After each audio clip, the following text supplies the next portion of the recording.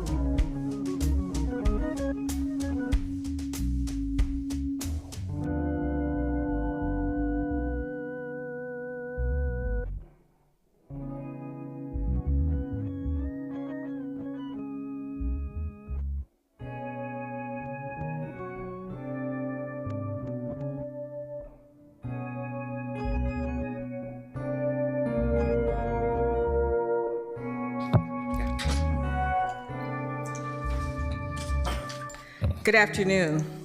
Good afternoon. I call the meeting of the Labor and Workforce Development Committee to order. It is Thursday, February 26th at 12 p.m. Diana, will you please call the roll? Dunphy. Here. Canal. Here. Novick. Here. Green. Here. Smith. Here. Thank you. Today, the committee will approve the committee minutes for January, receive a presentation and public testimony on a policy proposal from Councilor Novick's office regarding fair transparency and transportation network company take rate.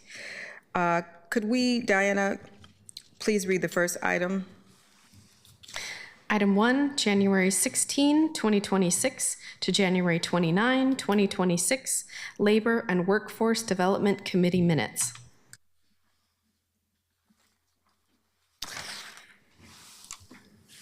The first item is the approval of the committee minutes for the Labor and Workforce Development Committee meeting held in January. These minutes are available online as a part of the meeting agenda. If there is no objection, the minutes will be approved by unanimous consent. No objections? Hearing no objection, the minutes are approved. Let us have our first, Councilor Novick. I'm going to hand this over to you. Thank you, Madam Chair. Hold on just a second. We're going to call Can I the... read it into the record, please? Yes. Thank you. Item 2, discussion on policy proposal regarding the fair transparency and the transportation network company take rate. And item 3, public hearing on policy proposal regarding fair transparency and transportation network company take rate. Okay. Thank you, Madam. Yeah. Thank you, Madam Chair. So 10 years ago, more or less, maybe it's 11, maybe it's 12, I voted to allow Uber and Lyft to start operating in Portland with some misgivings. One of my concerns is that these are companies which treat their drivers as independent contractors despite their comprehensive control over what their drivers do. And I was concerned that drivers would wind up not having adequate compensation or decent working conditions. And based on what we have heard from drivers over a number of months, that has come to pass. The drivers make very little money when you account for expenses, and the percentage of the total fare that the Uber and Lyft take has gone up considerably from the initial years. So Zach Ward in my office has taken a lead working on this issue, talking to the drivers. We've had conversations with Uber and Lyft, and some other jurisdictions have tried to address the issue of fair worker compensation through tactics like requiring certain dollars per hour, dollars per minute, dollars per mile proposals. We think that it would be more straightforward and more transparent to simply cap the amount of fares that the TNCs themselves take. So we've been working on this idea. Zach's been working on this idea, and he has a presentation to share. Where is Zach? Oh, I see you, Zach. Could you come up to the dais? Please introduce yourself. Yeah, for the record, my name is Zach Ward, and I'm Councilor Novick's policy aide. And we have a brief presentation on this ordinance that we've been working on, and then we'll hopefully have a lot of good testimony from drivers to continue to speak on this issue. And just so the committee understands, after your presentation, we're going to go directly, Diana, into the public testimony before we go and do any discussion. Yeah. Okay, I think presentation is up. So our office and Councilor Pirtle-Guinea's office are excited to daylight this ordinance and start the conversation around protections for transportation network companies, or TNC drivers. This is an ordinance that's designed to limit the take rate that TNCs like Uber and Lyft can charge to ensure a fair split with the drivers. And I'm just going to give a short presentation to set the stage on how this would work, what this is, start the conversation, and then we'll move to public testimony from the drivers so that they can speak more eloquently than I ever could to this issue. Next slide. So to start off, what is a take rate? In short, a take rate is the percentage of a fare that is taken by a TNC company. So as you can kind of see on the receipt to the right, which to clarify is a real receipt that we've received from a Lyft driver, you can kind of get the idea of what this is. So this ride cost over $100. That was what was charged to the passenger. However, the driver only received $14 in compensation. So that means that the take rate for the TNC was 84%, and the driver only received 16%. So take rates like this have really evolved over the years. Back when TNCs started, they limited themselves to only 10%. And that was a method of getting more drivers on the platform to help guarantee that they would make an adequate wage when they were driving. They subsequently raised it to 25% in around 2016, I believe. And then in 22, something really drastic happened. They decoupled the fares from the amount that was being charged and started turning it over to an algorithm to determine driver pay. That was in the service of things like surge pricing, some of the other more opaque ways of charging passengers for a ride. And it's really led to a dramatic spike in how much the TNCs are taking and how little the drivers are paid. Next slide. This is just a quote from the National Employment Law Project in a recent study that they put out. So the results have been clear. Uber and Lyft charge passengers more and pay drivers less, and both companies' profits are way up. Next slide. So what exactly does this ordinance do?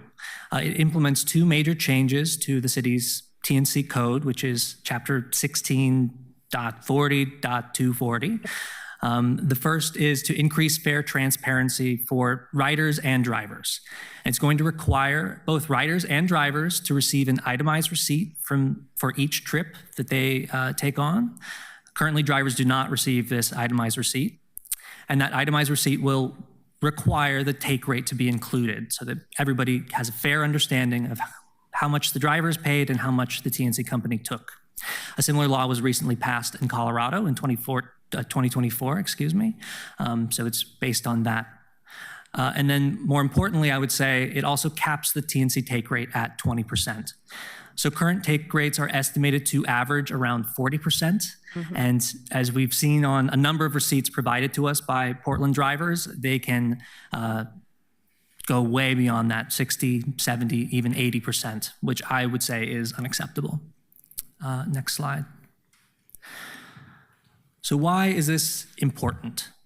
Recent studies from the Center for Wage and Employment Dynamics put out about TNC drivers in Portland show that they, on average, make about $12 an hour, which is significantly less than Portland's minimum wage of $16.30 per hour and nowhere close to a living wage.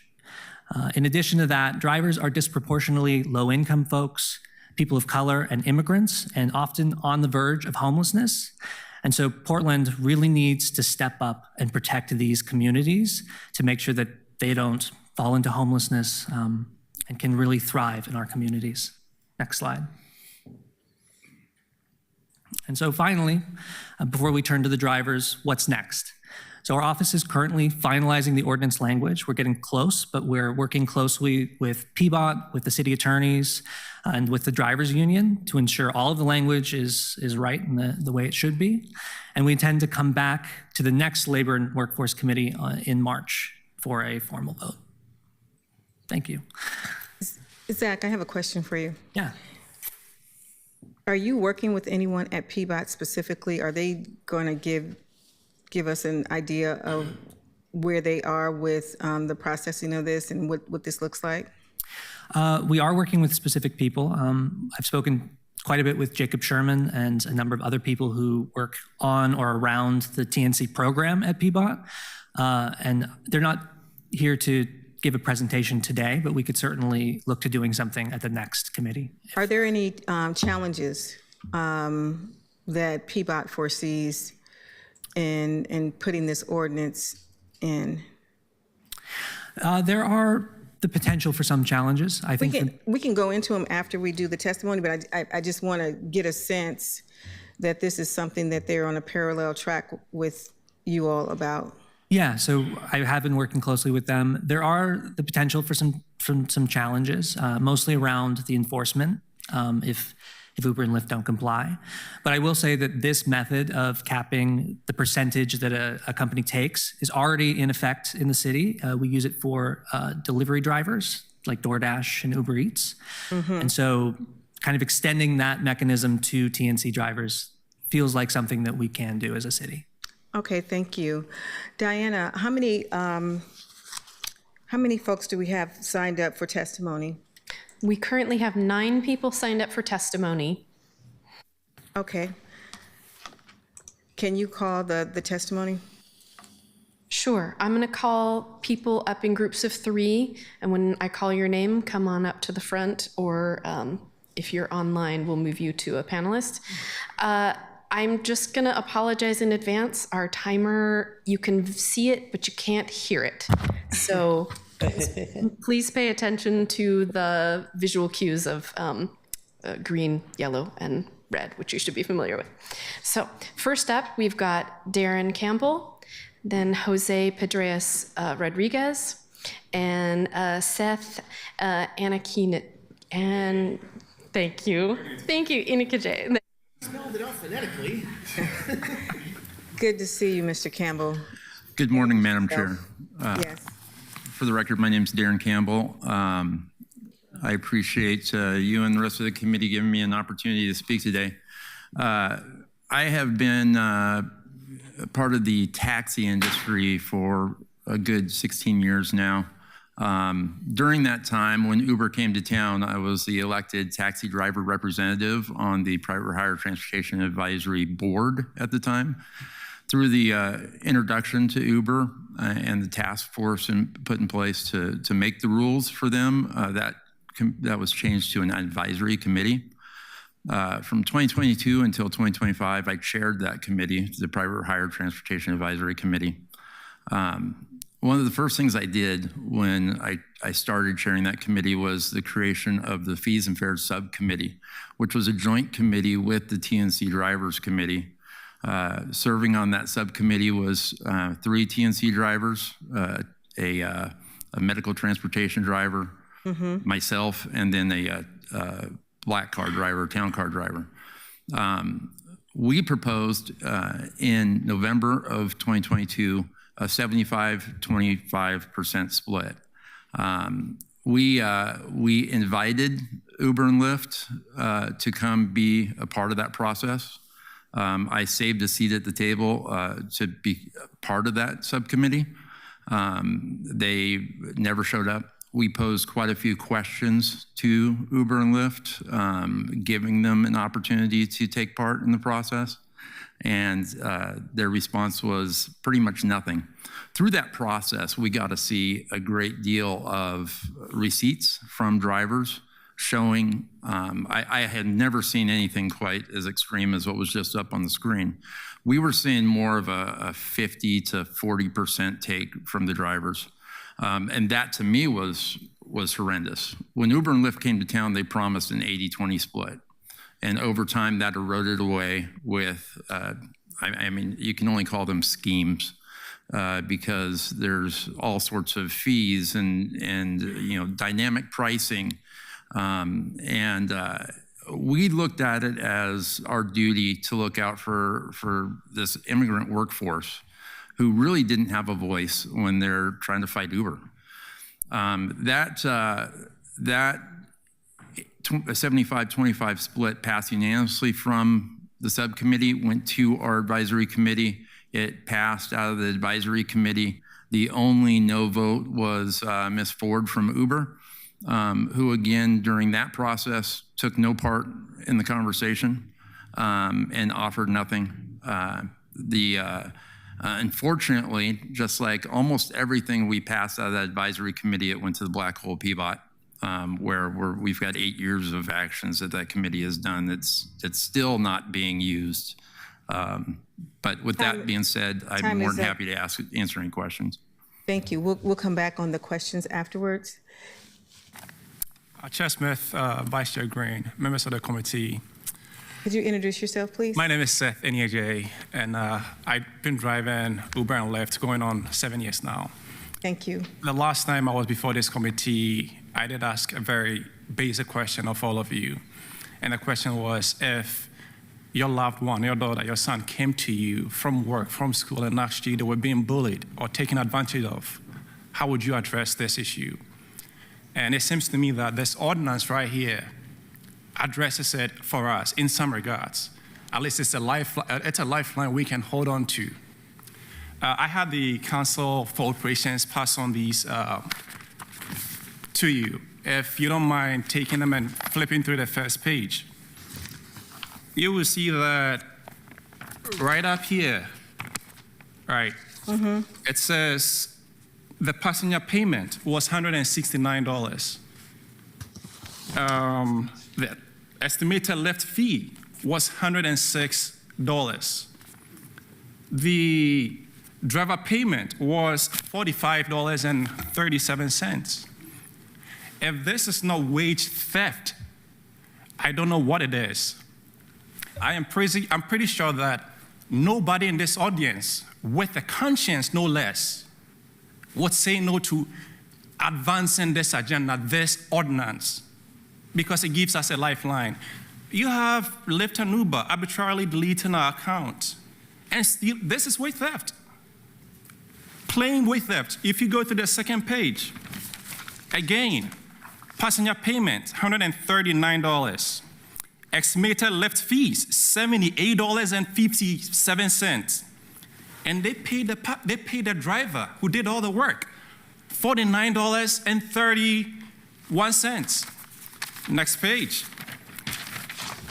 It repeats itself over and over and over and over. And we cannot, this ordinance addresses the question of the bully, Lyft and Uber. Right, they can come and stand here and tell you this is gonna cause them to increase price on the passenger and all of that. But we have to stand up to the bully. The only language a bully understands is confronting them head on, smacking them on the nose and telling them you cannot keep taking from us. Their take rate it's just outrageous. We work our butts off, driving in the rain, in the sun, under all conditions to drop passengers up in all locations.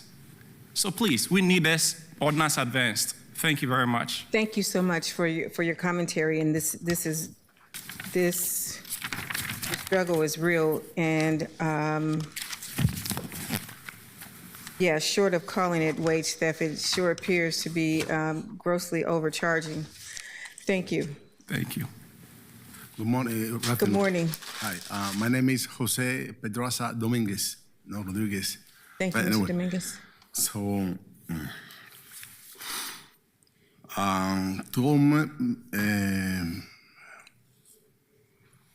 told you, sorry, I cannot. I am a rider of driving on Uber and Lyft here in Poland. I'm here today to speak about the working condition drivers face with Lyft and Uber in the growing threat to our ability to support our families. Drivers carry nearly all the costs and risks of this work. We must provide our own vehicle we pay insurance, fuel, maintenance, repairs, tires, and depreciation. We work long hours, often 10 to 12 hours a day, 6 or 7 days a week, just to make enough to cover our expenses. At the same time, the company takes every large portion of what passengers pay. Many driver reports that Lyft and Uber keep around 70 to 75% of the fare. Drivers are left with the remaining portion even though we are the ones provide service on the road every single day. There is also no job security, no protection for sudden changes in the page. Rate can drop overnight without warnings. Driver can be deactivated by an algorithm with little explanation and almost no ability to appeal. For many drivers, there is no side income. It is our primary income. This work fills a real need in our city by providing transportation to all hours, in all neighborhoods, in all weathers. We are not against ride-share services. These services are valuable to Portland residents. What we are asking is for fairness. I respectfully ask the city to consider this following protection as establishing a minimum earning standard after expenses, require 30 seconds. requiring transparency in how fares are split, protect drivers from unjust deactivation, and include drivers in decisions that directly affect our livelihoods. Fair working conditions also improve public safety. When drivers are not forced to work excessive hours just to survive, roads are safer for everyone. Thank you. Time is That's up. it? Oh, wait. Yeah, that is Sorry. it. I will have a discussion after this, after we listen to the other 6 testimony, and I may be calling you all back up to ask questions. Thank you so much. Thank you for your time. Appreciate it. The next 3, Diana. Next up, we have Kiva Henderson, Muhammad Ali, Nathaniel Hudson Hartman.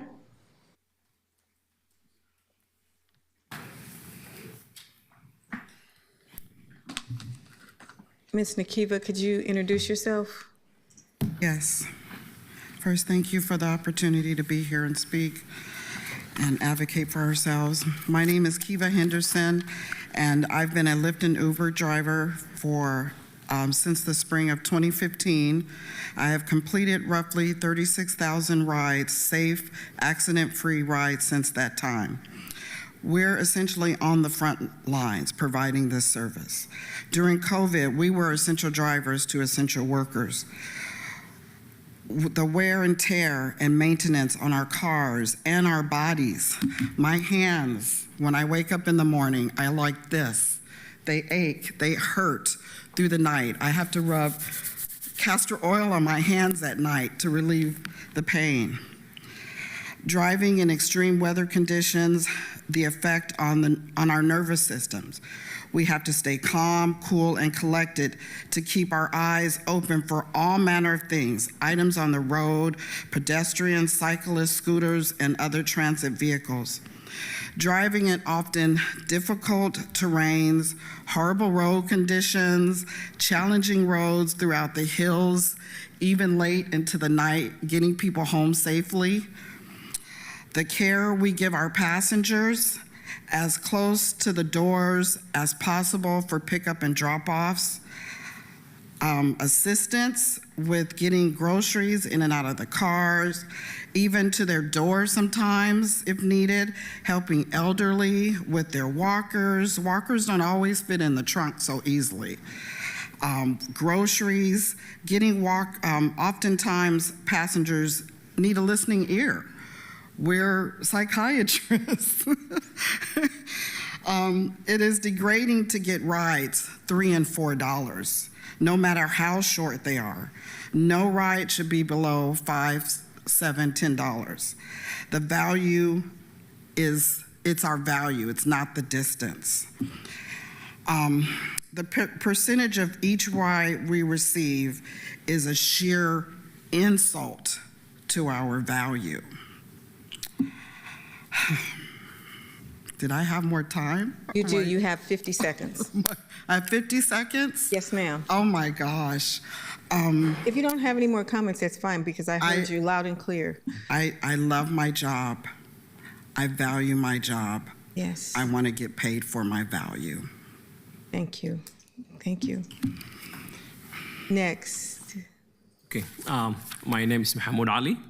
I've been driving Uber for the last 10 years. I started in January 2015. And I've been driving all over Portland, Vancouver, all the other cities. And sometimes I get ride as far as Newport, Oregon. So today I'm coming here as an Uber driver. And way back when I was doing in 2015, we were getting paid well. But recently, as the price of everything went up, our what we take home went down. So I'm writing to respectfully request your leadership in advancing strong pay, transparency protection for rideshares operating in Oregon. So it happens, a passenger may be charged $100 and you may be getting like $5. I have a friend of mine here who did one of the rides, $109. The passenger paid that, and he was given $14. He knows where he picked it, the house he picked it from, and he knows where he dropped it. And we also, as drivers, we build this relationship with our passengers.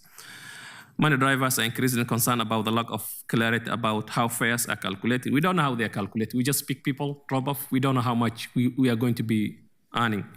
Passengers often charge significantly high amounts for rides, particularly during such price also, when there is a such price. Yet drivers receive only a small percentage of the total fare.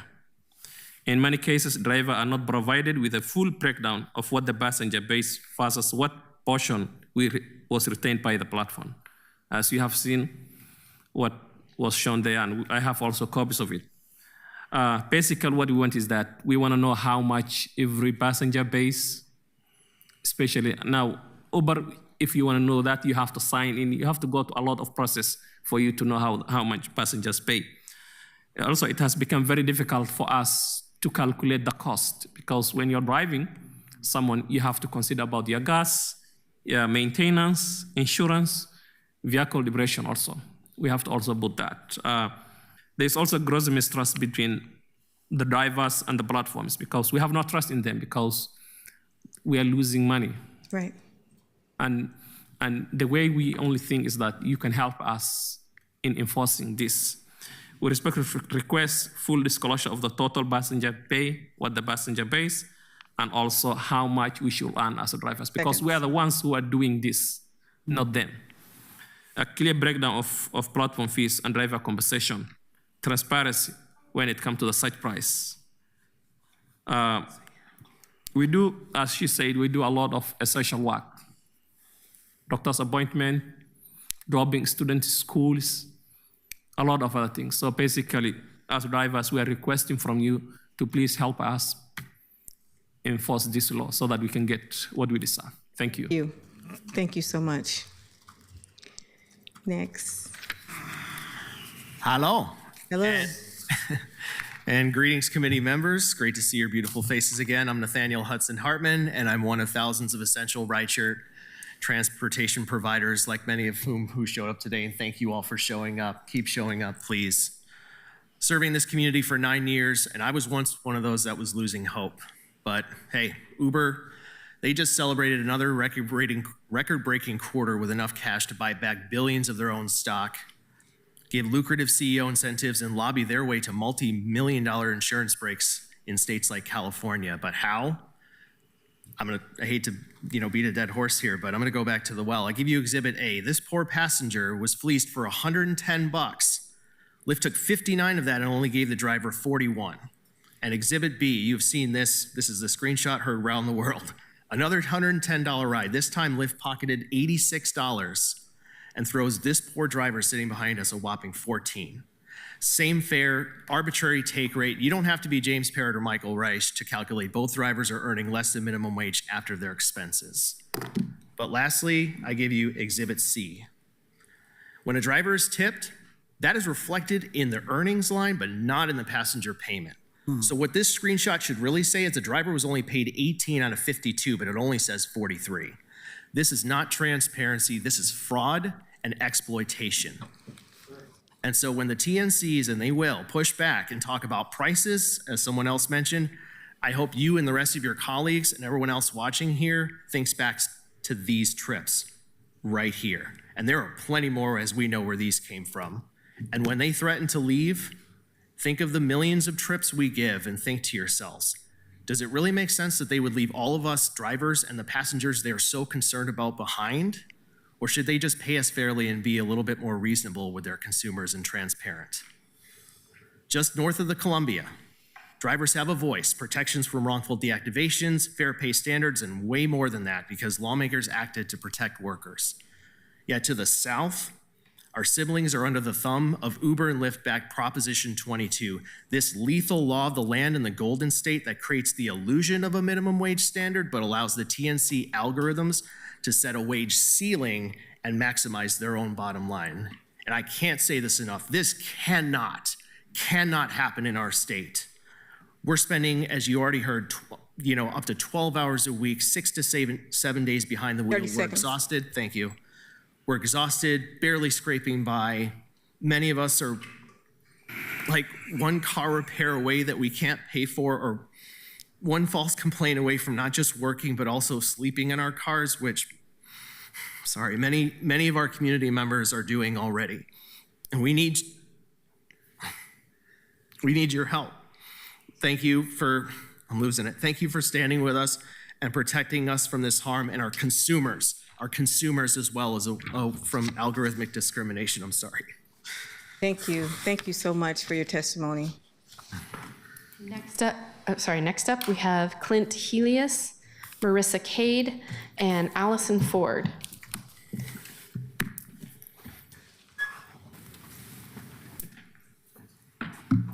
Allison, Clint, and Marissa? Is Marissa here? They're online. Okay. So we'll let Clint start, and then we'll move to Marissa and Allison. Hello, my name is Clint Helis. I have been an Uber Eats and Uber driver since 2017. Some of my concerns have been not just with the transparencies, but their vindictiveness that they do to us. They can deactivate us at any time for any reason, it doesn't matter. And they use an AI to do the appeal that takes less than 30 seconds and you're automatically denied. We need to have something in place that's going to protect us if that happens. We also have issues with, well, me personally, I think we should be paid during what's called the phase 2.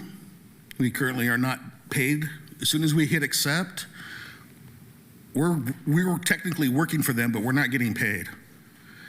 And so a lot of drivers actually speed to get to their passenger in order to start getting paid. If we were getting paid during that phase 2, drivers won't be speeding. Less accidents will happen.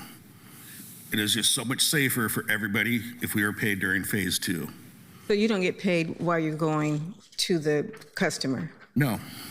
Okay. So as soon as we hit accept, we're still not getting paid.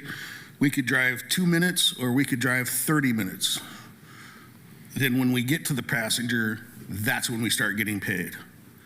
And so if we drive 30 minutes to them and it's only a 5-minute ride, we only get paid for that 5 minutes. Some of the other concerns is for the transparency. I do a lot of reservations. The passengers are never told how much extra they're being charged for that reservation fee. We are not told what we're going to get paid for that reservation fee until after it's done. And I have been paid anywhere from 1 penny to $25. And it's just completely random on whatever they charge. But you cannot find that fee in any copy of any of their paperwork. Okay. So I hope you guys will take a lot of that into consideration and get this passed as soon as possible. We are hurting out there. And the dangers that we face, I personally have been shot at. I mean, it's getting bad out there. So we need help. Thank you. Thank you so much, Clint. Marissa, you can unmute and begin your testimony. Thank you. Good afternoon, Chair Smith, Vice Chair Green, and members of the committee. My name is Marissa Cade, and I am here today representing Lyft. Thank you to everyone who came here to testify today. We agree to partnering on earning standards, benefits, driver protections, and we stand ready to collaborate on these elements, just as we have in Washington, California, and Minnesota. And we welcome additional conversations about transparency as well. Since May 2024, Lyft's earnings commitment guarantees drivers at least 70% of passenger fares after external fees, trued up at the end of each week rather than at the end of each ride. An independent NYU study of 47 million Lyft rides found this approach leads to higher earnings and greater driver engagement. We also think it's important to share a little bit about Lyft drivers. We know that 86% of Lyft drivers drive fewer than 20 hours a week. 88% work or attend school in addition to driving. And that these are people who choose flexible work because it fits their lives. We're concerned that a mandated take rate maximum, while well-intentioned, could harm the very drivers it aims to help. An artificial cap would likely raise prices, reduce ride volume, and flood the platform with drivers competing for fewer trips, ultimately lowering take-home pay. There's also a real rider impact. 35% of Lyft rides in Oregon start or end in low-income areas. Lower-income riders are 3 times more likely to use Lyft to get to work and 5 times more likely to depend on it for job interviews and essential errands. Higher fares could price Portland's most transportation vulnerable residents out of a service they rely on daily. Portland already faces the highest TNC insurance requirements in the nation. And external fees account for more than 20% of the average fare, including a 200% per ride fee increase approved just last year. Any take rate proposal that ignores these costs will just fall short. Lyft shares the goal of ensuring drivers are fairly compensated, as evidenced by our 70% driver earnings commitment. We also know that setting rates is a balancing act, and rigid mandates undermine the goal while raising prices and reducing access. So we urge a collaborative approach, and Lyft is ready to have that conversation. I should add that Nick Johnson from Lyft sends his apologies for not being able to join us today. And in his absence, I will do my best to answer questions. And for those that I can't answer, I'll be happy to follow up. Thank you. Thank you, Marissa. Allison, you can unmute and begin your testimony. Thank you. Chair Smith, Vice Green, and members of the committee, for the record, my name is Allison Ford, and I am the Senior Public Policy Manager for Uber Technologies in the Pacific Northwest. Thank you to everyone who came here to testify today. I am here to express our deep concern with the take rate proposal and the significant impact it could have on the rideshare industry in Portland. We need to be very clear that a pricing mandate, like what is being suggested here, could make rideshare economically unworkable in Portland. It ignores the reality of what it costs to operate rideshare here, and the end result would be a highly expensive service with fewer earning opportunities for the drivers you are trying to help. In Portland, more than 20% of every fare is consumed by mandated insurance and city fees before a driver earns a dollar. The city already imposes some of the biggest per trip fees in the country, on top of a $1 million in liability insurance, $1 million of uninsured, underinsured motorist coverage, a waived fee, and airport charges. A take rate mandate would push the remaining costs into an unsustainable margin, resulting in higher fares, fewer trips, and fewer earning opportunities for drivers. As noted, we do not need to look far to see the negative consequences of a bad earnings policy. In Seattle, after the fair share law was implemented, average prices of a ride increased by more than 40%. Today, it is one of the most expensive cities in the country to take an Uber. Demand has declined and drivers are making less than they were before the law launched. We are committed to working with this council to find solutions that improve driver outcomes. However, we urge this council to pursue approaches that do so without making essential rideshare transportation a luxury that Portlanders can no longer afford. Thank you for your time. Thank you. And that completes public testimony. Thank you. Colleagues, we're going to go into discussion. Zach, could you come back up to the dais? And could I also get someone who's representing PBOT on this issue? I think I see Director Williams.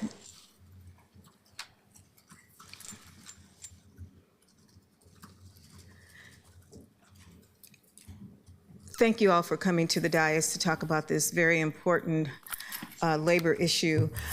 Councilor Dunphy. Well, thank you. I have a couple of technical questions. I want to note that, the first time I met Darren, he was here in 2017 advocating for the taxis. And at that point, the taxi industry was very clear that the way that these TNCs came into Portland was obvious to try and destroy the taxi industry, and that the rug was going to get pulled out from under these drivers. And that's exactly what has happened as these out-of-state multi-billion-dollar corporations over and over and over again continue to do to our community. I am incensed by this entire conversation. So I want to know a little bit more about how this ordinance would be enforced. I'm interested to know what happens in terms of mediation, how we've known that Uber, for example, has been particularly difficult with data information. Project Greyball was absolutely a bunch of tech bros flexing their muscles in order to put their thumb in the eye of the city of Portland. How do we pass this in a way that actually holds these companies accountable? And does your ordinance envision anything with regard to mediation, retribution, or deactivation?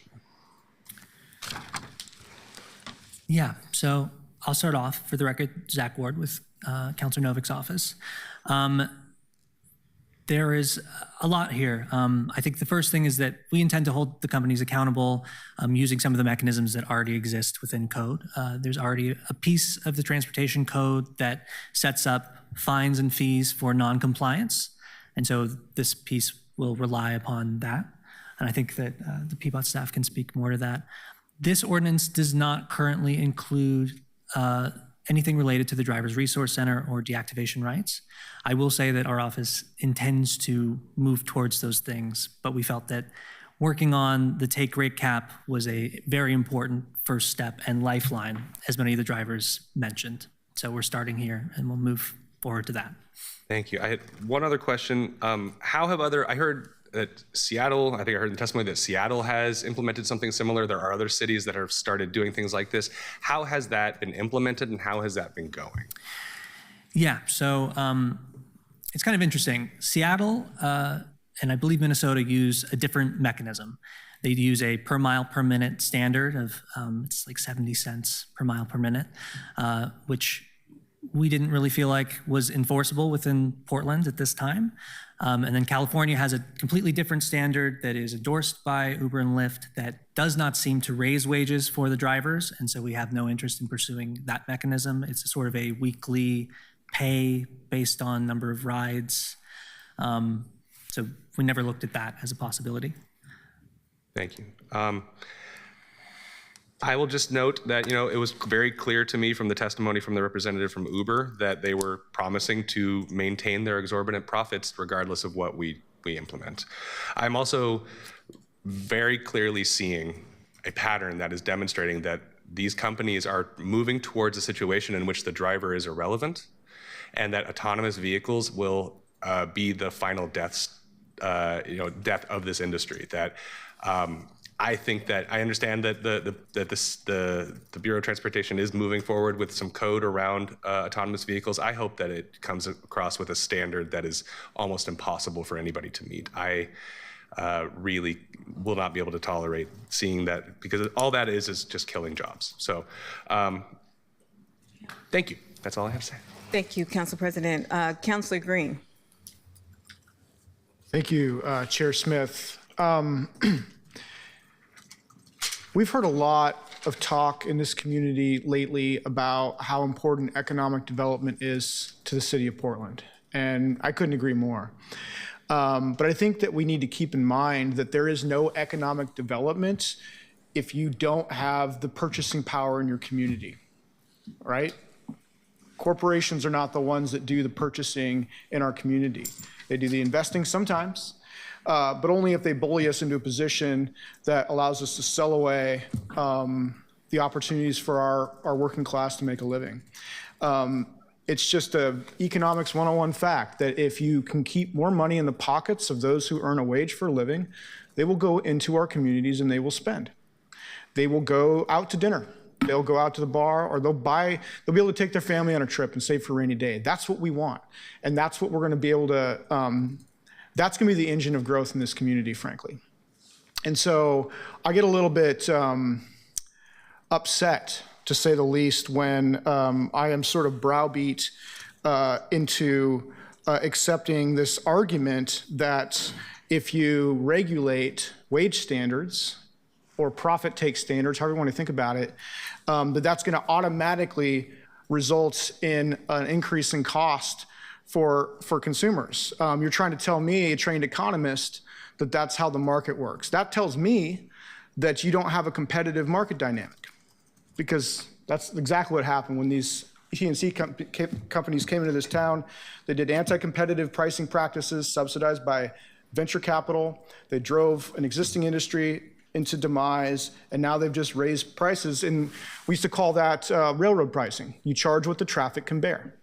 So when I look at these receipts and I see that a passenger paid $169 on an arbitrary determination from an algorithm, don't tell me that it's going to cost more for consumers. It's already costing more for consumers. What we're trying to say here is that the city has strong regulatory authority to determine the distribution of that income in our community. So Councilor Novick, I applaud you and I thank you. I think Councilor Perugini also is working on this as well. I thank both of them for driving this forward and making sure that this is something that I'm going to have an opportunity to vote on. Because when this comes forward, I will vote yes. We will not stop there. We will then continue the work. We're going to get that driver's center, and we're going to continue to exercise the regulatory authority that we have at our privilege. And if these companies want to walk away, they're walking away from a tremendous amount of revenue and net profit. They're not going to do that. But if they want to do that, I see a chamber full of drivers who know how to do their jobs. There's plenty of opportunity to build another app, right? So I'll just leave it at that. Thank you, Councilor Green. Councilor Canal. Thank you, Madam Chair. Thank you to everyone for being here. Thank you to Councilor Novick and team, particularly Zach, for working on this. Thank you to the Drivers Union for bringing these issues forward regularly. I'd love to continue our conversations and sit down with you again. I also want to thank Marissa Cade and Allison Ford for being here. Marissa, I went to NYU myself. I'll ask specifically to get a copy of that study. I will personally read it. And I'm also happy to take a meeting with Lyft or Uber to talk about this. I am personally an infrequent Lyft user. I definitely want to hear your side of this too. Having said that, I think the use of passive voice here was pretty concerning. And what I mean by that is average prices of a ride increased by more than 40%, end quote. There's no subject here. And what I mean by that is somebody raised those prices. It didn't just happen, right? I'm not sure if it was the Uber CEO who makes $39.4 million a year in 2024 that raised it, or the Lyft CEO who made $78.2 million in 2023. But I think it raises the question of how much is enough. And it raises the question of why would we not just look at maximizing the revenue the way that the Councilor Green just explained. And Councilor Dunphy as well. And I should also note, I have to disagree slightly with Councilor Dunphy. He noted that there's an effort to get autonomous vehicles here. I don't want the standard to be almost impossible to meet. I want it to be impossible to meet for autonomous vehicles. I want to be very clear about that. I am categorically opposed to Waymo and the other potential competitors here as well. But back to this proposal, at this moment, I'm very supportive of it to the degree that I'd like to co-sponsor it. I've said that behind the scenes, but not yet in public. So I do have some questions I hope will make it stronger. And I have one question for Nathaniel, and then the rest are for Zach. Nathaniel, if it's okay with you, can I ask you to mention an example? It was Exhibit C. You said that the driver was paid only $18 out of 52, but the passenger pay was 43. And I just wanted to clarify, that means that $9 was a tip on that? $8.06 for the record, right? My name's Nathaniel Hudson Hartman. Thank you, Councilor Canal, for the question. Yeah, so to be exact, the driver was tipped $8.60, and the earnings says $17.87. So just rounded up to 18 with a $9 tip. The passenger payment only says $42.99, and I know somebody else raised the issue that it's very difficult to actually look in and see how much the total fare is. Well, in this here, there's a little icon you have to click, and it says tips are not included in that price. So does that mean that the $18 is 9 of the original 43 plus the $9 tip? Sorry, can you repeat the question? Does that mean that the $18 the driver took home? Yes. Is 9 of the original $43 fare plus 9 of the tip? No, it's not part of 9 of the original 43. Okay, so it's 18 of the original 43 plus the $9 tip? No. I'm trying to understand here because if that is the case, that's misleading. I think is really important to note here, and I'm seeing a lot of thumbs up behind you. So. So that $9 tip is not included in the total passenger payment that displays there. So but that it is included in the 18. But it is included in the 18, yes. Okay. So it makes it seem like a driver's being paid 18 out of 43, which is still really bad, but it really should be 18 out of 51. Okay, so that is pretty concerning because that actually will make it look like a higher percentage, but 9 out of 43 plus a $9 tip is concerning. So thank you for that. Yeah. Zach, how is a 20% cap determined? I know that in 2023, the city set a 15% cap, 20% cap. How is the city set a 15% cap on food delivery services? And I just wanted to ask about that as well as how this compares to taxis. Those are the two, I think, comparison points I'd like to. Yeah, so we reached the 20% sort of split just based on conversations with folks like Darren, folks like Nathaniel and the drivers union, and just kind of, that's just the number that we landed on. How that compares to other industries, the 15% cap is not really, it's a very different structure, just kind of based on how much the delivery app can add as a surcharge, and taxis use a completely different mechanism that doesn't really compare very well to this. But the 20% was kind of based on speaking with some economists. I think they were mentioned, Parrott and Reich, and the drivers union, and folks who've served on the private for hire transportation committees, just kind of where we ended up. Thanks. Is there a mechanism that you're proposing which will measure the impact on the minimum wage or poverty level earnings? Meaning, how will we know from this process, or is there a mechanism anticipated to determine if we're actually ensuring that drivers are paid more than minimum wage or enough to live off of? That is a very good question, and something that I think that we can work on.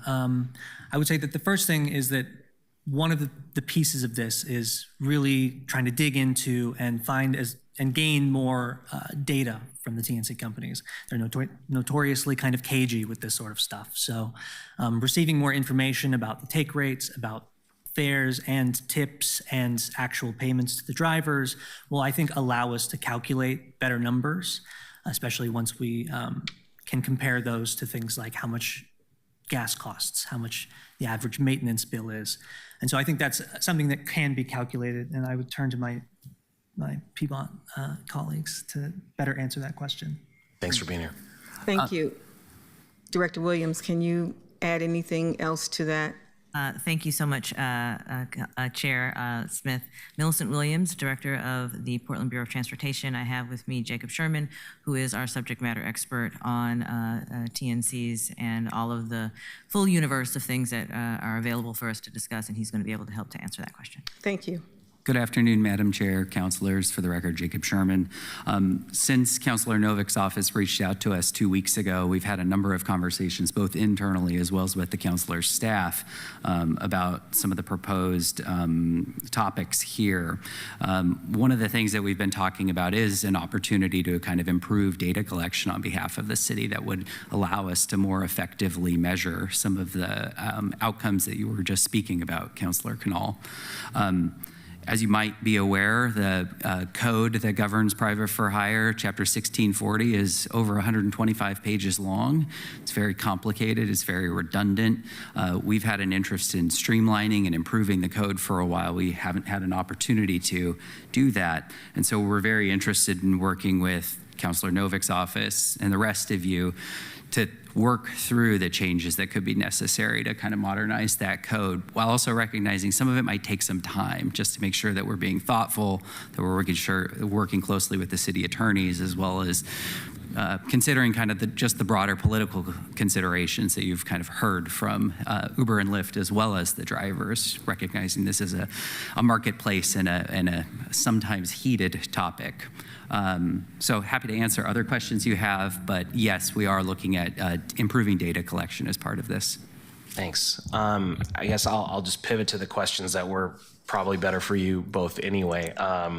Do we have, and my question should be just interpreted in the sense of, I want to make sure that the promises we're making, we also have done enough to ensure that they can be fulfilled.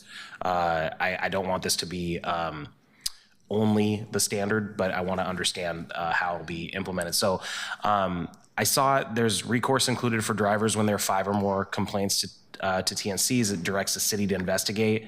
And I'm curious about the staffing and cost association there and how we're going to cover that. We obviously have TNC fees that can be earmarked for that. I also am curious how the 20% how PBOT would monitor and implement the 20% cap. Yeah, thanks, Councilor Canal. We were actually just speaking with Councilor Novik's staff yesterday on that enforcement section, and we're discussing some proposed changes to perhaps lessen the impact on staffing and still meet some of the goals. So I think we're still discussing what that language could look like, and we're hoping to get that back to Councilor Novik's office next week or so. In terms of the second piece about enforcing the 20% take rate, if data collection processes were improved, we would, I believe Councilor Novik's office is assuming we would get enough data to be able to monitor some of that information digitally, and that would be kind of handled through business system analysts we already have, helping manage some of the TNC data. Great. The answer to the second question there is very reassuring. For the first one, I would love to know. I think that's the second to last paragraph in the code about 5 or more drivers filing a complaint. That, to me, not necessarily the exact numbers there, but the act of having an investigatory mechanism that's complaint-based is really vital to this whole thing, because I'm concerned about a standard that, if unmet, we lack the tools to do anything about, and then we're creating, and this is not about PBOT, this has happened in some other conversations at the city, that we'd be creating an unmeetable, not just unmet, expectation. And so I want to make sure we have the capacity to meet it. There's a lot of other really great stuff that you're talking about on the data piece. I did want to ask about any ride that originates or terminates in Washington State. And that's new code that's being added here. And I wanted to understand why that was what the intention there was, because I understand if we're going to say where it originates or where it terminates, but I'm concerned about the idea that, like, a ride has to be located in one state's jurisdiction, I guess, and normally that would be a standard of either where it originates or where it terminates in a lot of other types of legal structures. So I'm curious why it's both and how that came to be.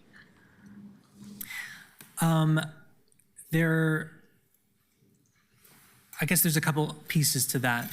Part of that comes from advice from the city attorney. Currently, when rides go to Washington, come from Washington and end in Portland, or even, as I understand it, sort of pass through Washington, maybe the best route is to cross the bridge, go over, and then come back down. The laws defer to Washington's protections. So drivers will be paid the way that Washington currently enforces the laws. And the reason why that code was entered to sort of defer to Washington in those instances is because they frankly have much stronger labor standards to protect drivers than we do at this time. I think that this ordinance is a good first step towards at least improving how much a driver is paid, but it doesn't do anything to help them in terms of deactivation rights, protections, those sorts of things. And we're just not there yet. So I think it's best for the code to defer to Washington in those circumstances, if that makes sense. Sure.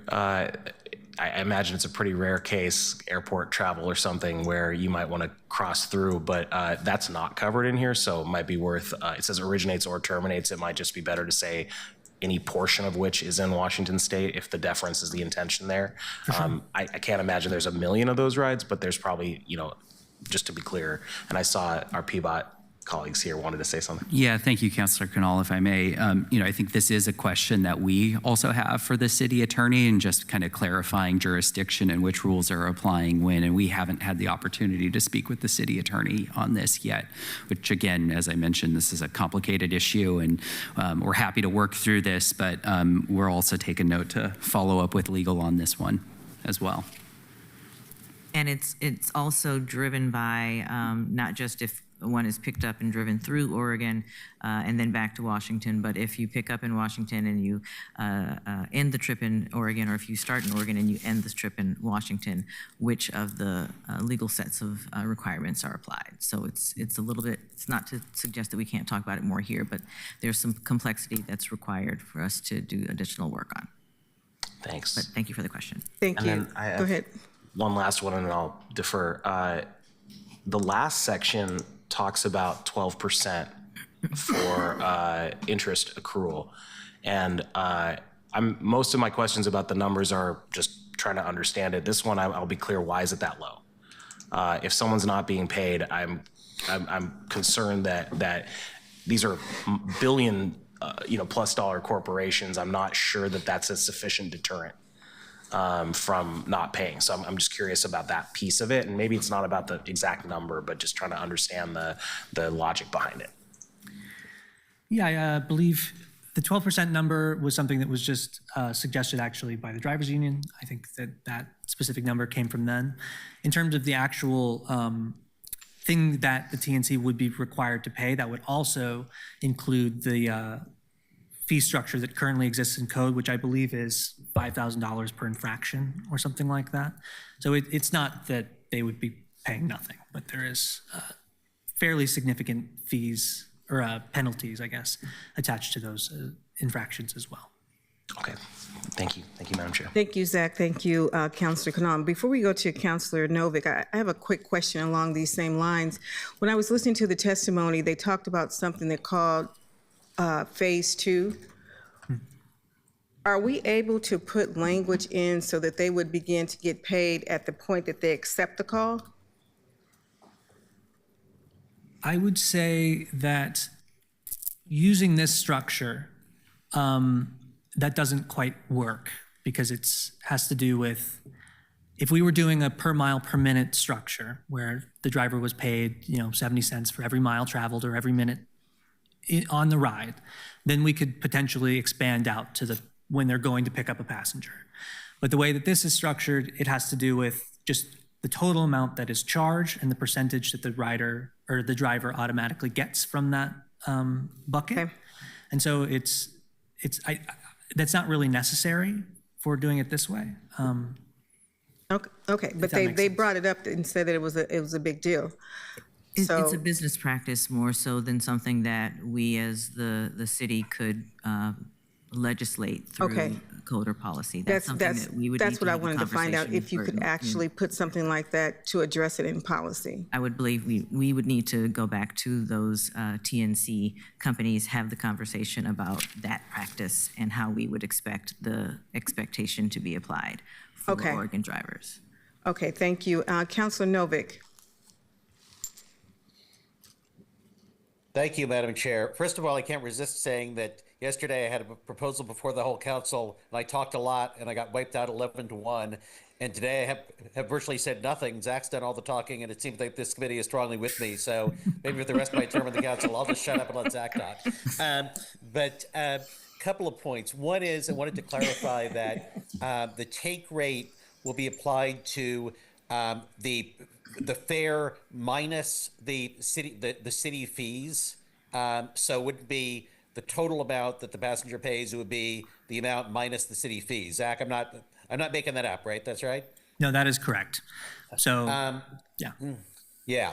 Another thing is that in terms of how much it would increase the wages, if we had really solid information what the take rates really are now, we'd have a more precise answer to that. So, I mean, for example, if we knew for a fact that now the average take rate is 40%, and that translates into driver wages of $12 an hour, then if it goes down to 20%, then that's a 33% increase in wages, which would only bring it up to $18, which is still pretty darn low, but at least to be above minimum wage. So if we had more precise information, then that would be able to give a better answer. Also, Councilor Kanawha, I wanted to respond to your question about PBOT's ability to deal with, having to have a separate investigation for every 5 complaints, and that's something we talked to them about. And so we realize that that's something that's going to require further puzzling through and maybe some experimentation. One thought I have on that is that if the penalties are high enough, then it doesn't take too many instances of being caught out to force the company to change its behavior.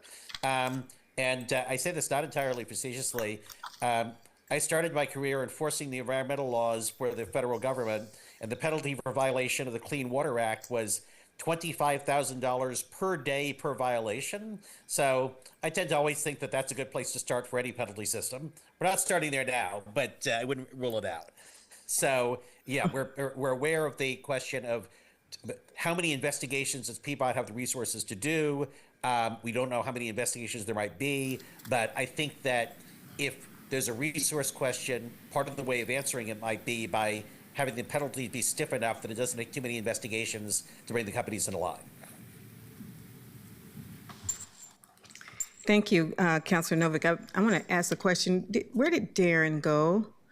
Darren, could you come up here for a sec?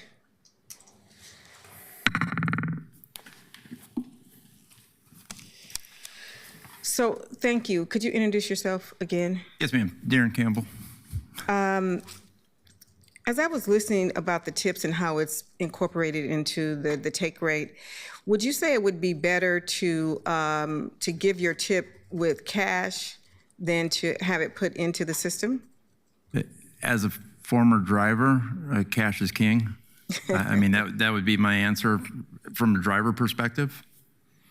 But what I'm trying to prevent from, if this passes, let's just say this passes, and there's a new software change, and it says that the only way that you can give the tip is through the software, and I just don't want. I want to be able to, in this language, not have them put that in as a must do. This is the way you have to pay the tip. Is that something that we should have in policy, or? I would say no. I think just the nature of tips is based on service rendered. You're rewarding a great experience, a great driver, and I hate to say it, but there's some bad drivers out there, and you may not want to tip them. So I don't think you want to put a forced mechanism. Not a forced tip. I don't want them to put a forced mechanism that says that they can only give drivers a tip through the software. Because I want people, if they want to be able to pay them cash, so they can pay them cash. But if they're going to be made to do something, that they might retaliate and say, this is the only way that you can give a driver a tip is through the software that they create to meet the policy that we're putting forward. Yeah, or maybe I'm overthinking this. I think you might be overthinking it a little bit, Madam Chair, but I mean, I don't see anybody being able to stop somebody from slipping a $5 to a driver. Okay. Honestly. Well, But we'll make sure we report it to the Portland Revenue Division if they're There you go. Nathaniel's on top of right. it. And so because they are being very, in my opinion, they're being very petty in terms of the deactivation. And people had spoke to the deactivation, Director Williams. Is that something that we can put in our policy around creating some protocols for deactivation that doesn't just include a 30-second AI kind of thing? Thanks, Madam Chair. Jacob Sherman for the record. We have had some support services that we've provided to TNC drivers who faced some of these issues in the past. We had a lawyer kind of on contract who is providing ombuds services. And we worked through that attorney as well as our own staff to try and resolve some of these issues. So that's kind of current practice. I think there could be an opportunity if council wants to consider policy moves. We haven't had a lot of time to think about what those policy moves could be or how they could be structured. And I think, frankly, we'd need to do some research on what we think best practice might look like. And we would be happy to do that if that's something council wants to have a conversation on. Prior to this, we had a hearing in this committee, and I had a pre-meeting with the drivers, and that was one of the key things that many of the drivers, particularly those who are refugees, immigrants, that they were fearful of.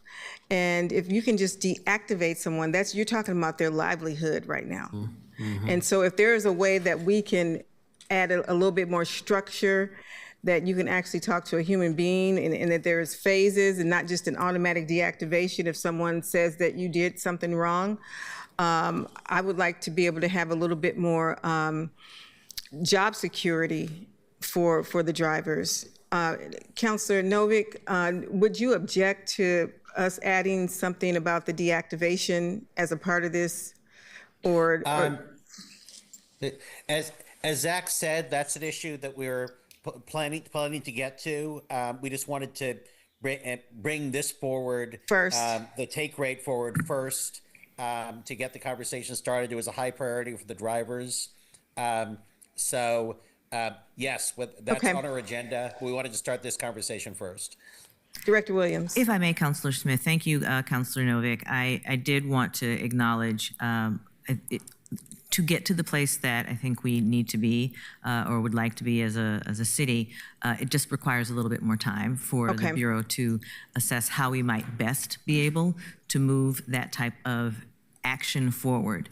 Right now, we don't pull the lever on whether someone is activated or not activated. We aren't a stage or the gate through which the TNC company has to pass to or deactivate someone. So we would need to figure out how we can engage a stage gate process such that we have opportunities to provide the levels of support for the community.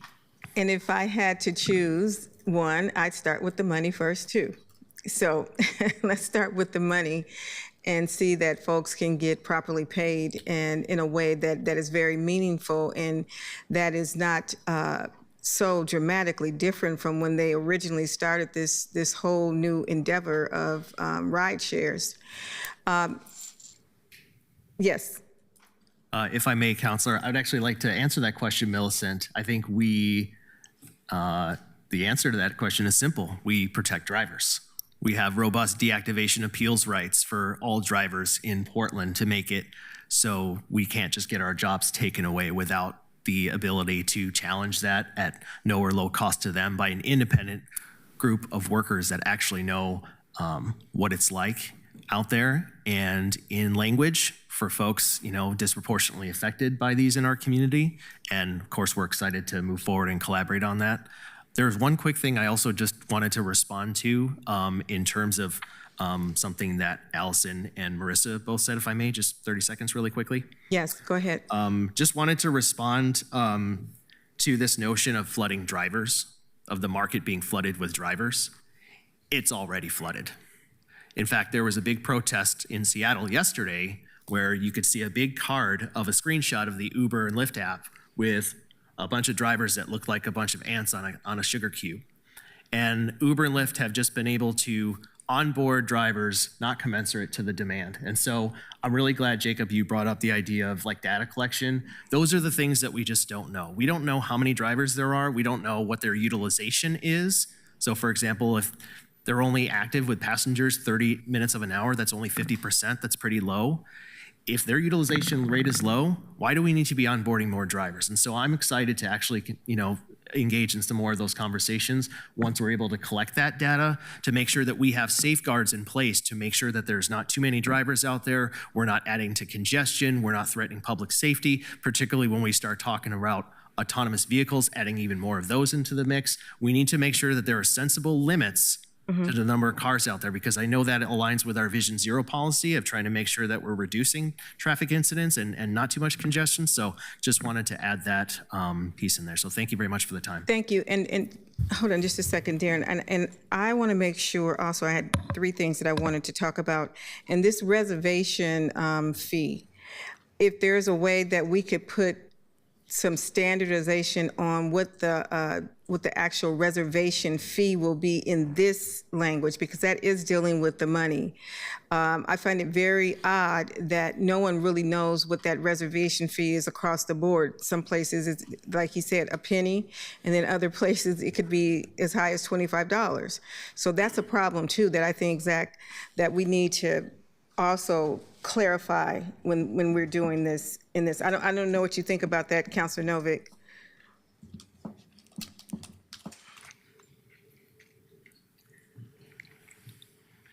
You're unmute. Sorry, I apologize. I was just distracted by a text from my mother's husband about her condition in the hospital, which turned out to be fine. Could you repeat the question? So the question was, I wanted to, with this particular legislation, this first one, also deal with the issue of what the standardized rate is for the reservation fee that folks are being charged. If you could make sure you deal with that as well, because that is taking money off of the drivers out of their pocketbook as well.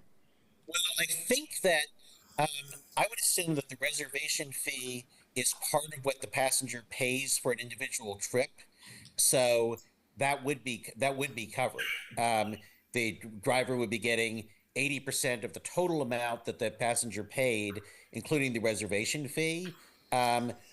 So maybe we should tighten up the language to make absolutely sure that that's true. But, yeah, because the testimony here today, they said that there was a reservation fee of 1 penny to 25, and there was no standardization, so they didn't know what was the actual fee. Go ahead, Darren. I just wanted to comment on the deactivation process. Back in, I think it was 2016, then Commissioner Nick Fish, with Councilor Dunphy's help, I'm sure, worked with unions to enact the TNC Driver Committee, which was a large group of drivers as well as technical advisors from different parts of the industry. It was through that committee that the Ombudsman program was enacted on, and there was an attorney that would work with drivers who were deactivated without cause. I think the one concern there was it just wasn't used as much as we know that the need was there. I think that's where the Driver Resource Center and the kind of the next phase of Councilor Novick's plan is to get those resources for drivers to be able to fight those bad deactivations and continue to work. But we need to get to a place where those deactivations just don't happen, because it's so disruptive to somebody's livelihood, and it's unfair to them. So, but I just wanted to touch on that there is something in place now. We just need to get back to having it be active. I'd like to follow back up with you, with my office on that particular piece. Thank you so much for adding that. Councilor Green. Madam Chair, if I may, just on this topic, is that all right, Yes. Counselor? Just on the topic of deactivations, I did want to mention, our Ombuds program was actually the inspiration for some of the labor protections that the city of Seattle and the state of Washington ultimately went with themselves. I do think it's important to note, kind of for the record, that our own PBOT staff, our regulatory specialists, actually play a role of resolving many of the issues that drivers are facing when it's about permitting or other sorts of things. So we do have staff already doing some of this work, which we believe is also part of the reason the Ombuds program became less utilized over time. I also don't know if any representatives from Uber or Lyft are still on this call, but I did just want to suggest, out of fairness, that it is important to note there are times where it is viable to deactivate a driver. Of course, I think we've heard many instances of where that might cause undue harm, but as a regulator, we know that there are also instances where in the matter of public safety, we do need to take action. And I think thinking through what a thoughtful process is that's transparent, that's fair and balanced, we're happy to work on that, and we understand that there's issues and concerns, but I do want to mention that there are legitimate public safety issues at times to do that. Thank you. I appreciate you mentioning that, Jacob. Only thing I would add is that if there is a circumstance where it's appropriate to deactivate a driver, there should be a fair and transparent appeals process. So a driver just doesn't get their livelihood taken away in an instant without a fair chance of review or recompense or the right to representation. And Councilor Green, we have Marissa, who is still here from Uber. Is that Marissa? From what? She left. No, she's from Lyft. Lyft. From Lyft. I'm here from Lyft. Okay. I didn't know if you wanted to jump in on that, Marissa, at all. Well, I appreciate PBOT's mentioning that there is balance needed to ensure safety, and we're happy to continue conversations about how to achieve that balance. Okay, thank you so much, Councilor Green. Thank you, Madam Chair. Through this discussion, the economist brain in me starts turning around, and because I've got the privilege of having drivers here to test some of my assumptions, I thought I would just test some assumptions. You can let me know whether or not this is true. So if we pass this ordinance when it's ready, that's going to increase, all else equal, the wages, the net income of the drivers. And I suspect there's a lot of drivers who would prefer to drive fewer hours, spend a little more time with their families, maybe get a little more sleep, if they had the ability to throttle back that participation. But if you earn such a low share, then you're in some sense forced to go out more often than you want. Is that a true statement? That is accurate. I'm seeing a lot of validation of that. And so I think when we think about the ancillary benefits to regulating just the income part, in terms of broader issues of public safety, specifically transportation safety, that's an important consideration. It would result in probably like less labor supply at times, but I'm also hearing that that's probably okay, because that's going to drive up the price of the ride, and that's just how the market works. And so I just wanted to make sure I was thinking about that correctly, because sometimes the curves you draw on the whiteboard when you teach students economics doesn't always translate to the real world, but in this case it seems like it does. And then I think the last point I'll try to make is I don't know if this is within the purview of the council or even PBOT to try to address, but the issue of dynamic surge pricing, I understand why the companies do it, because they've got the market share and the pricing control to do it. But if we're worried about the cost of these rides driving consumers away, we need to remember that every time a consumer has a bad experience, that sticks with them. And so if you go out to the club and you're trying to get home in a safe way and you pay $170 for that, you might not do it again. You might drive instead, actually. And then that, again, puts a person on the road who's increasing risk and danger into our communities precisely when we're dealing with a crisis it cuts against the Vision Zero goals that I think what we're trying to do. And so if there's conversations to be had with these TNC companies in partnership with the drivers, in partnership with the city to rethink its pricing strategy, I think that's some low-hanging fruit. You know, one could imagine a tiered pricing structure that compensates everyone for the time of use, time of day, without fleecing a consumer. We need, you know, fairness also extends to the consumer as well. So I just thought I would raise these questions and would invite anyone to comment on that. Councilor Novik's up. Yes. Councilor Novik. This is rather a tangent, but I just wanted to respond to Councilor Green's comment that sometimes people work enough to reach a certain level of income, and note that I've used that before in response to the argument that if you tax rich people, they'll stop working. And my response is, well, they're used to a certain level of richness, and if you tax them more, they'll work all the harder and be more productive. So I just couldn't resist sliding that in there. Thank you. I'm going to share with you some. I think Zach wanted to comment on that briefly. Zach? Yeah, I Go just ahead.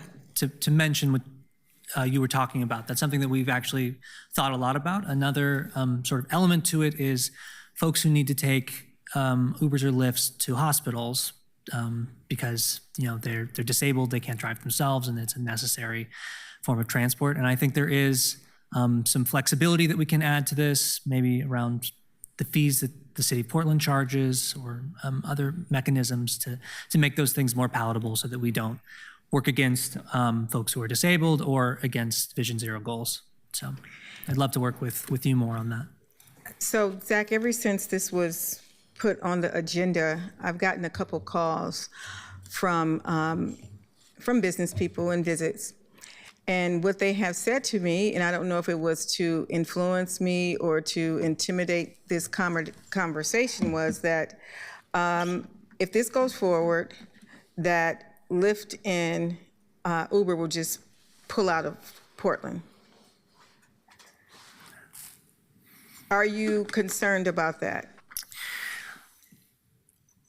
I think there's a degree to which I'm concerned about that, but I think it's also really important to note that, one, we do have a number of companies still in the city who operate transportation services like Radio Cab, Broadway Cab, a number of entities like that.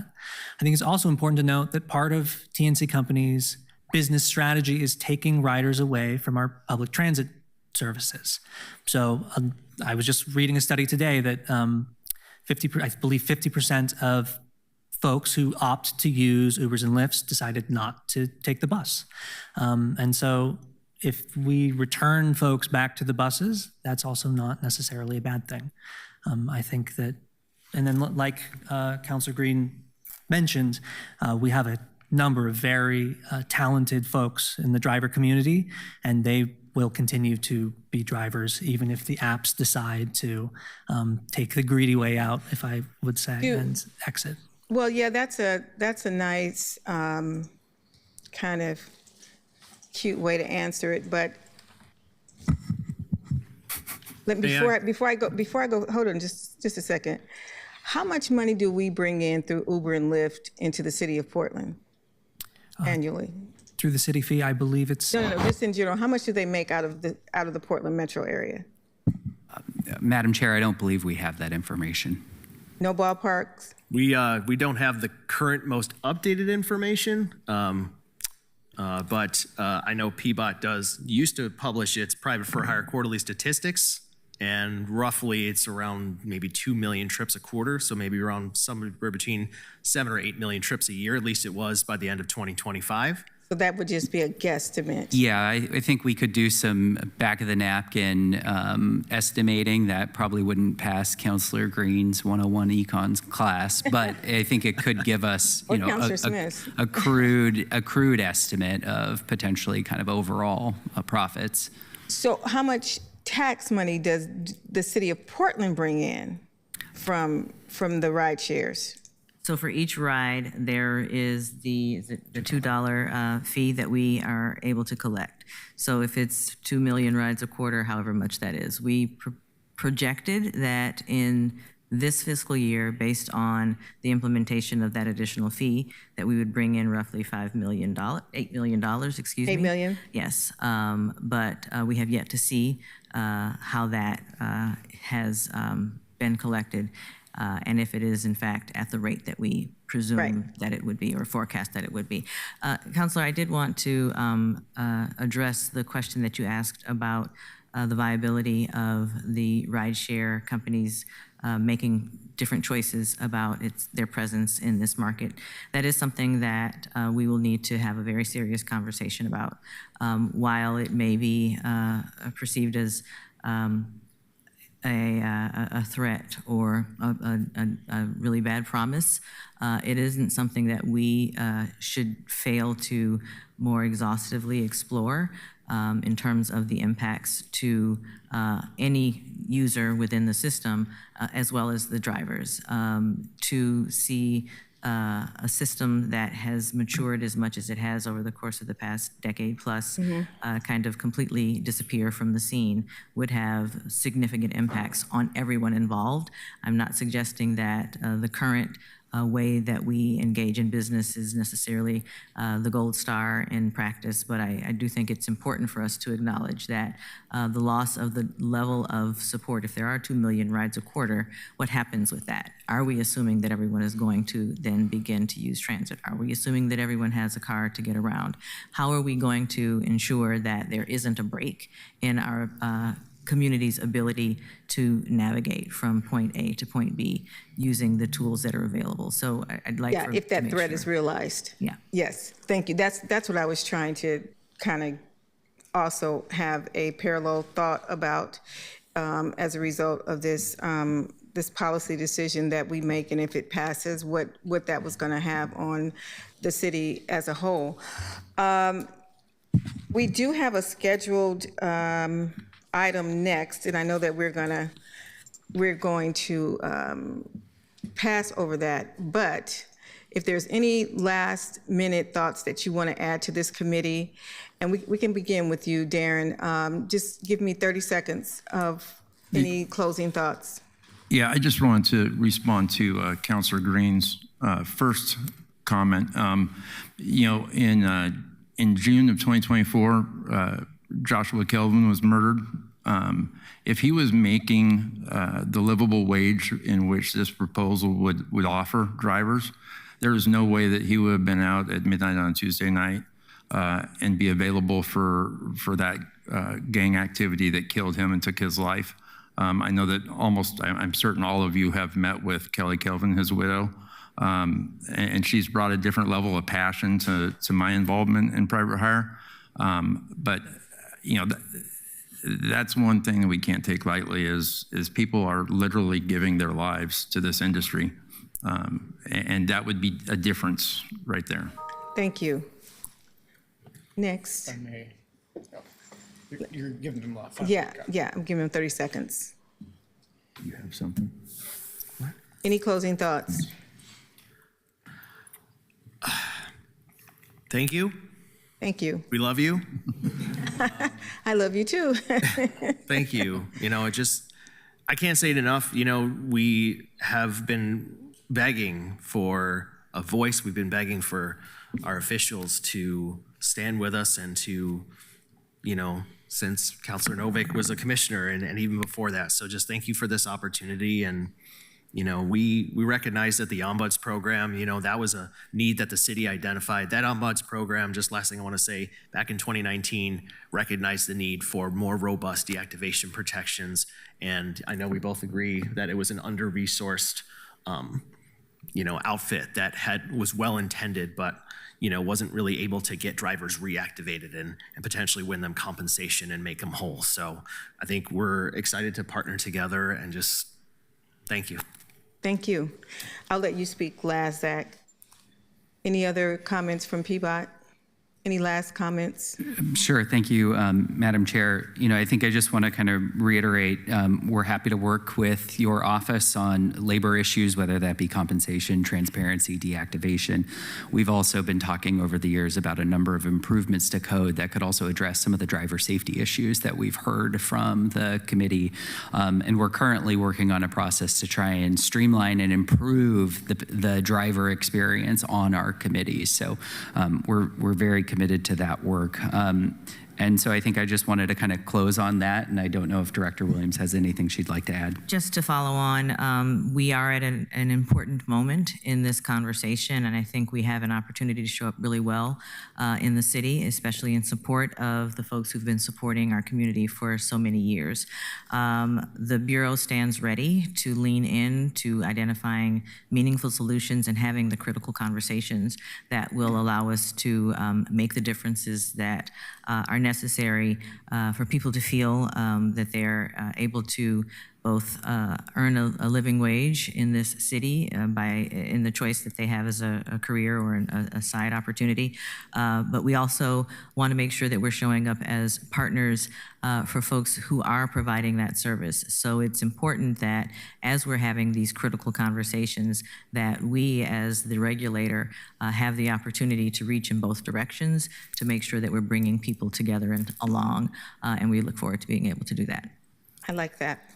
Councilor Novick. Yeah, just a couple of thoughts on the question of what about the threat that they will leave? And I agree with Director Williams, it's not a threat we should just dismiss lightly.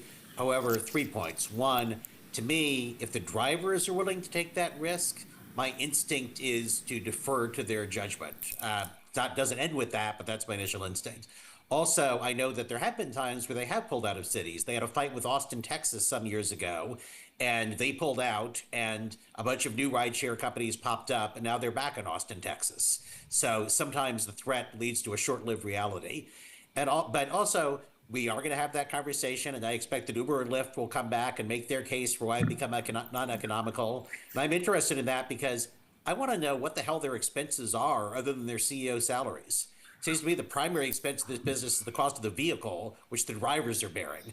So I'd be academically interested in Uber and Lyft explaining what exactly their expenses are. Okay, thank you. Councilor Green. Thank you, Madam Chair. I'm also interested in you raised the question about how much does this contribute to the economic activity, the overall net income, if you will, for the region.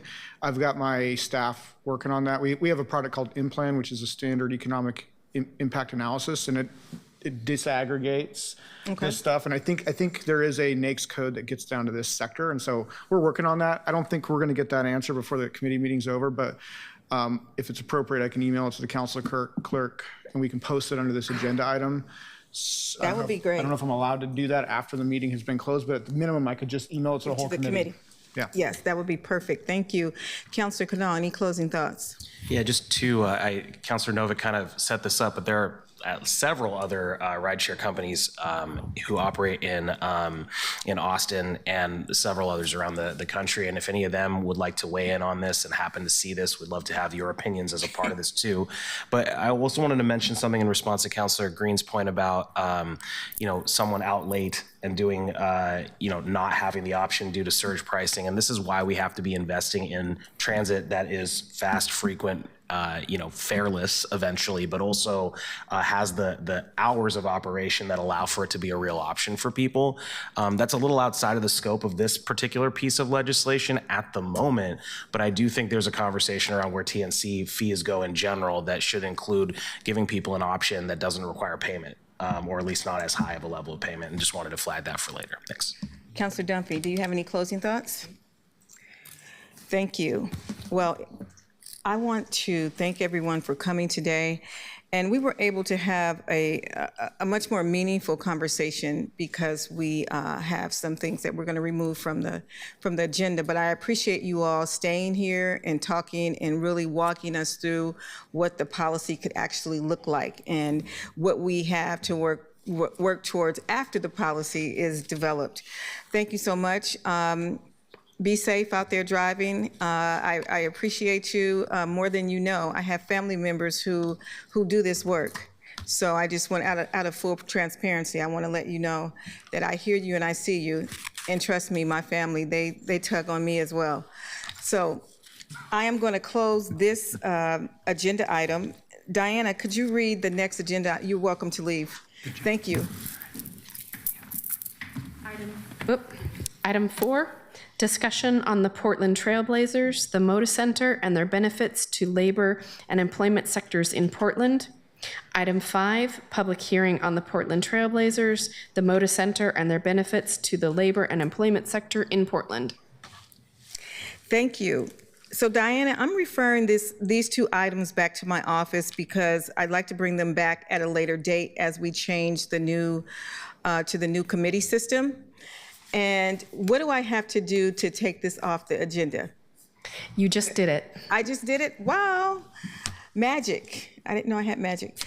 But thank you so much. I appreciate it. If we have any other things for the good of the order of this Labor and Workforce Development Committee, I am ready to gavel out. And it's going to be, well, let me just let folks know that this committee is going to have a change. We're going to be melded in, Council President, with Arts and Economy. We're still going to have 5 folks, but we're going to have someone else that will be chairing this.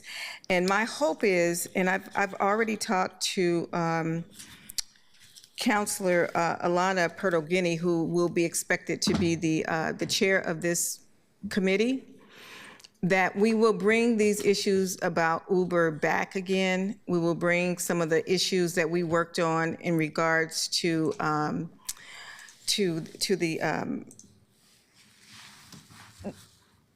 Councilor. Committee of the whole. Yeah, to the committee of the whole. But no. The issue that we were working on last week, we're still the wage theft issue. We have to make sure that we get that back in there as well. So I'm excited about it. I appreciate you, Councilor Novick. I hope your mom gets better. I'm praying for a speedy recovery and patience for you and your family. And keep us engaged in what's going on, because you could actually be doing something else, but you are still trying to do the work as you're taking care of your mom who's in the hospital. Thank you, Madam Chair. Thank you. Thank you. Well, we will gavel out.